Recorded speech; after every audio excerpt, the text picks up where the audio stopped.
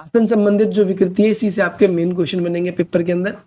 तो इसमें क्या क्या आसन संबंधित विकृति है, इसमें जैसे फ्लैट फुट है, चपटे पैर हो जाते हैं, सपाट पैर हो जाते हैं, या फिर आपका नी नॉक हो जाता है, घुटने का आपस में टकराना होता है, धनुषाकार टांगे हो जाती है आपकी, गोल कंधे हो सकते हैं, झुके हुए राउंड शोल्डर हो सकते हैं, आगे की तरफ कुबड़ हो सकता है, पीछे की तरफ कुबड़ हो सकता है, और आपका स्क्रोलियोसिस होता है। अब इसको चित्र के माध्यम से भी देखेंगे कि क्या क्या आपकी प्रॉब्लम होगी, जैसे ये बताया गया है।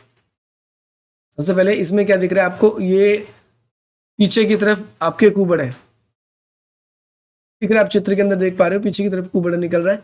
तो इसमें बेसिकली लक्षण क्या होता है, इसमें क्या होता है कि हमारे स्केलियोसिस में कंधे की जो बीच की दूरी है, ये दूरी बढ़ जाती है। हड्डियों की बीच की जो दूरी है ना, ये स्पाइन की जो दूरी है कि ये क्या हो रही है, ऐसे राउंड एस शेप में आ जाती है। कंधे आगे की तरफ झुक जाते हैं, इसमें क्या होता है, कंधे हमारे आगे की तरफ झुक जाते हैं। इसके अलावा छाती की मांसपेशी की लंबाई, क्योंकि आगे की तरफ झुक जाते हैं तो कंधे की जो मांसपेशी होती है उसकी लंबाई कम हो जाती है। देखो यहाँ ये छाती जो होता है, या फिर उसकी कह सकते हो छाती की जो मांसपेशी है, ये वाला भाग जो है आपका, ये आगे की तरफ झुकने की वजह से, इसमें तो क्योंकि स्ट्रेट ही लग रहा है हमको, लेकिन आगे की तरफ जब हम झुक जाएंगे तो हमारी ये मांसपेशी कम दिखेगी। इसके साथ साथ गर्दन आगे की तरफ झुक जाती है, पूरा शरीर आगे की तरफ झुकाव प्रतीत होता है, और हमारे शरीर का जो संतुलन होता है वो खराब हो जाता है। संतुलन मतलब पूरा शरीर जो बैलेंस है वो बैलेंस नहीं हो पाता। सुधारात्मक क्या क्या कर सकते हैं, इसमें आसन पेपर में इंपॉर्टेंट है। जैसे पेपर में 1 नंबर में भी आ सकता है, किसी व्यक्ति को जो है पीछे की तरफ कुबड़ हुआ है तो उसे कौन कौन से आसन आप सुझाव करोगे। तो इसमें आसन आपको सबसे इंपॉर्टेंट है, याद रखना है, चक्रासन है, भुजंगासन है, और आपका धनुरासन है। पीछे की तरफ कुबड़ जब हो जाता है तो उसमें उपचार करने के लिए हम उन व्यायामों का प्रयोग करना चाहिए जिससे हमारी छाती, पीछे की तरफ जो मांसपेशी है उसकी लंबाई बढ़ती है। ऐसे व्यायाम, क्योंकि वो आगे की तरफ झुक गया है तो हम ऐसे करना चाहिए कि वो दोबारा अपने मेंटेन हो जाए, उस तरीके से हो जाए। इसके लिए हम क्या कर सकते हैं, जैसे तकिए का सहारा ले सकते हैं गर्दन के पीछे रखने के लिए, हम यहाँ पर जो पीछे की तरफ कुबड़ निकल गया उसे फ्लैट करने के लिए। इसके अलावा आपका कैट पोज है, जैसे लिखा हुआ है आपका मर्जियासन।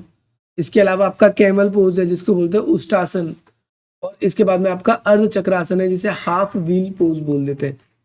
तो आप ये आसन कर सकते हो। इन आसन को करने के लिए हम अगला चैप्टर पढ़ेंगे, अगले चैप्टर में हम देखेंगे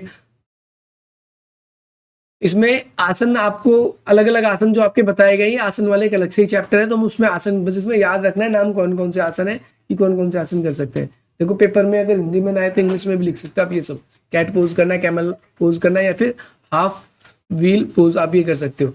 नी नॉक यानी घुटने का आपस में टकराना, इसके लक्षण क्या क्या है, ये इंपॉर्टेंट है, पेपर में आ जाता है कई बार। तो सबसे पहली बात तो खड़े रहने की स्थिति में दोनों घुटने आपस में स्पर्श करते हैं, टच होने लगते हैं। चलते चलते समय हमारे घुटने आपस में टच होते हैं, जब खड़े होते हैं तब टच हो सकते हैं, चलते सकते हैं तब, जब हम दौड़ रहे होंगे तब भी घुटने आपस में क्या होते हैं, टच करते हैं। देखो कुछ इस प्रकार की स्थिति हो जाती है उस व्यक्ति की, ठीक है भाई। ये क्यों होता है, अधिक मोटापे के कारण हो जाता है। इसके अलावा विटामिन डी के कारण हो जाता है। एक रिकेट्स नामक रोग होता है, जो ध्यान रखना है आपको, विटामिन डी की कमी की वजह से होता है। तो रिकेट्स नाम के रोग में भी हो जाता है, समय से पहले बच्चे को चलाने के कारण हो जाता है, कुपोषण के कारण हो जाता है, घुटने के मिडल जो हिस्सा होता है लिगामेंट्स, वो ज्यादा विकसित हो जाने के कारण, कई बार ये जो लिगामेंट्स है कई लोगों के ये ज्यादा विकसित हो जाते हैं, इधर का पोर्शन जो होता है, इसकी वजह से भी आपस में जो है टकराने शुरू हो जाते हैं। आप दोनों चित्र के अंदर देख पा रहे हो। और हम लंबे समय तक कोई भारी बोझ उठाते हैं तो उसके कारण भी हो जाता है, पेपर में आता ही। तो हम इसको, इसके लिए क्या कर सकते हैं, घुड़सवारी कर सकते हैं। घुड़सवारी के अलावा हम क्या कर सकते हैं, साइड किक की एक्सरसाइज होती है भाई, साइड किक की एक्सरसाइज कर सकते हैं। दोनों घुटनों के बीच में तकिया लगा कर सो सकते हैं, खड़े रह सकते हैं, ऐसा हो सकता है। इसके अलावा आपका साइकिलिंग जो हैगा वो कर सकते हैं हम। इसके वॉकिंग क्लैपर्स, आपके वॉकिंग क्लैपर्स का इस्तेमाल कर सकते हैं। वॉकिंग क्लैपर्स का मतलब है कुछ पैर में रेसिस्टेंस बांध दिए जाते हैं रबर टाइप के, और उससे हमारे पैर सीधे किए जाते हैं। इसके अलावा पैरों को सीधा करके उठना चाहिए हमको, पैरों को हम क्या करना चाहिए, सीधा करके उठना चाहिए। ये सारे अब होता है चपटे पैर। चपटे पैर कैसे होते हैं, देखिए नॉर्मल है, जब पानी में हमारा पैर पड़ता है तो उसमें देखते हैं हम कुछ हिस्सा जो होता है ये वाला गायब दिखता है हमको, तो ये चपटे पैर है, सही है। ये चपटे पैर नहीं, ये हमारा पैर का सही आकृति है। लेकिन जब हमारा पैर का पूरा छाप आने लगता है, पूरा का पूरा छाप, हमारी जो ये अंदर जो अंदर हिस्सा मुड़ा होता है ये होता नहीं है।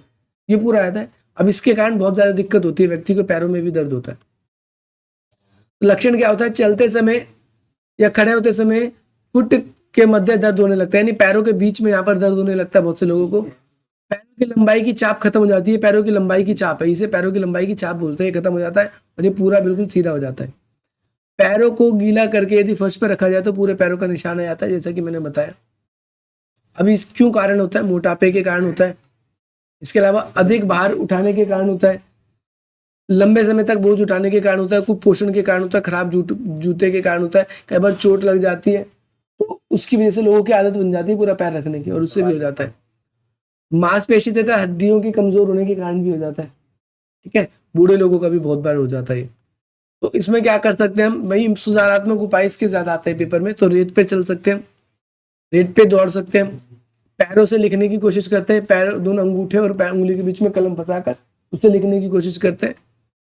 इसके साथ साथ पंजे पर कूदना, यानी रस्सा कूदते हैं जैसे, उचित प्रकार के जूते पहनना, जमीन पर गिरे हुए छोटे छोटे जो पत्थर होते हैं कंकड़ को, उसको पैरों की उंगलियों के बीच में उठाने की कोशिश करते हैं, पंजे पर चलते हैं, ताड़ासन इंपॉर्टेंट आसन कौन से करते हैं, वज्रासन करते हैं, और गेंद के ऊपर चलने वाले जो खेल होते हैं भाई, गेंद के ऊपर चलने वाले खेल जैसे होते हैं, बॉल होते हैं ना, बॉल अपने प्लास्टिक वाले वैसे बोल देते हो, हवा भरे होते हैं, तो उससे आप ऐसे खेल खेल सकते हो। या जूते के अंदर, आपके पास जूते अच्छे नहीं है तो उसके बीच में रुमाल रख लिया या फिर कोई फॉर्म रख लिया, उसको रख के फिर हम क्या करते हैं, चलते हैं।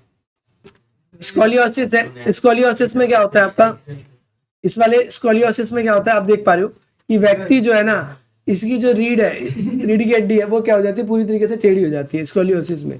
इसमें क्या बताया गया, इसमें लक्षण क्या है, लक्षण ये है कि कंधा ऊंचा नीचा हो जाता है, देखो एक तरफ कंधा है पुष्पा की तरह हो जाता है एकदम। दूसरी चीज, एक जो है कूल्हा ऊपर और एक नीचे हो जाता है, कंधे के साथ में भाई जो इसका पीछे का हिस्सा है ये भी ऊपर नीचे हो जाता है। इसके अलावा शरीर का वजन जो है वो एक तरफ ज्यादा है, क्योंकि एक तरफ ही ज्यादा वेट ऐसा हो जाता है। शरीर का जो वजन होता है वो एक ही तरफ, जैसे ये क्या है कि नीचे जिस तरफ जा रहा है सारा वेट इस तरफ आने लगेगा, इधर आने लगेगा ऐसे करके, ठीक है भाई। और साथ ही साथ शरीर सीधा ना होकर एक तरफ झुका हुआ हमें देखने को मिलता है। अब उस सुधार के लिए क्या क्या उपाय कर सकते हैं, जैसे इस व्यक्ति को तैराकी कराएंगे, तैराकी मतलब स्विमिंग, त्रिकोण आसन करवाते हैं, पेड़ पे लटकवाते हैं, या फिर तख्त प्लेन सपाट कोई चीज होती है उस जगह पर व्यायाम करवाते हैं। ऐसे व्यायाम कराते हैं जिससे कंधे ऊपर नीचे होए और कंधा संतुलित हो जाए। ठीक है भाई, ऐसे एक्सरसाइज कराएंगे कि कंधे ऊपर नीचे